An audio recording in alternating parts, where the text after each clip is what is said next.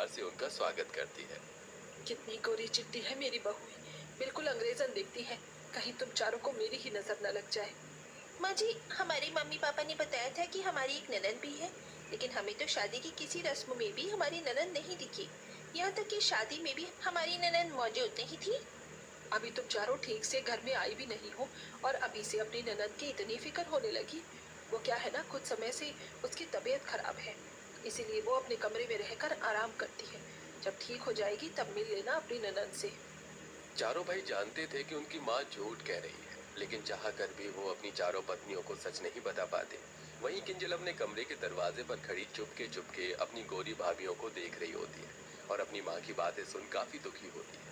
ऐसे ही शादी का दिन गुजर जाता है और आज चारों गोरी बहू की उनकी ससुराल में पहली रसोई की रस्म होती है। चारों गोरी बहुएं तरह तरह के पकवान बनाकर अपने पतियों और सास को परोसती है। क्या बात है बहू, सुंदर दिखने के साथ साथ तुम चारों तो खाना भी काफी बढ़िया बनाती हो।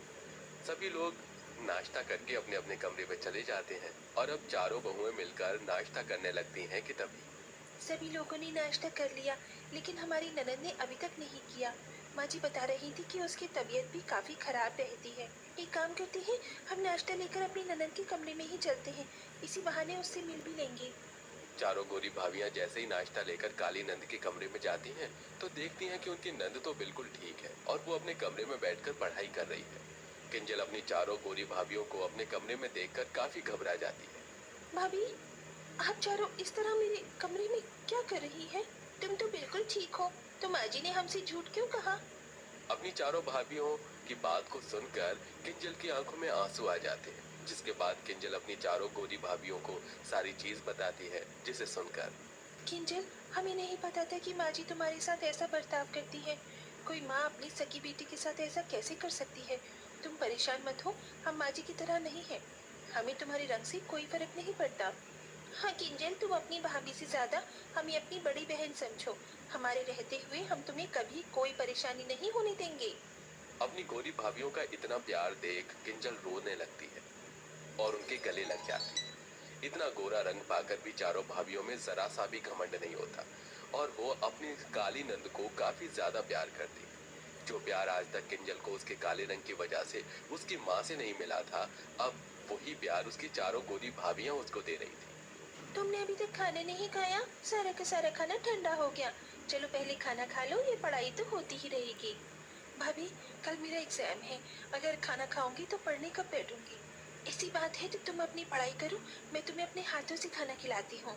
किंजल के काले रंग की वजह से उसकी माँ ने उसे आज तक कभी खाने के लिए पूछा तक नहीं था, लेकिन आज उसकी गोरी भाभी उसे अपने हाथों से खाना खिलाती है, जिसे देख किंजल की आंखों से खुशी के आंसू निकलने लगते हैं। वाह भाभी, आप तो कितनी अच्छी मालिश करती हो। सर की आपकी मालिश से मेरा सर दर्द भी ठीक हो गया। तुम्हारा जब भी मन हो मालिश करवाने का तो मुझे बता देना, मैं ऐसे ही तुम्हारी मालिश करूंगी। भाभी होकर भी वो चारों अपनी काली नंद का एक बेटी की तरह ख्याल रखते थे, जिसके चलते किंजल को जो इतने सालों से एक माँ की कमी महसूस हो रही थी वो धीरे धीरे पूरी होने लगती है। लेकिन चारों गोरी भाभी और काली नंद का ये प्यार गीतांजलि को कुछ ज्यादा खास पसंद नहीं आता। तेरी इतनी हिम्मत कि तू अपनी गोरी भाभीियों के साथ बैठकर एक ही प्लेट में खाना खा रही है, और तुम चारों, तुम्हें भी क्या इसकी तरह काला होना है?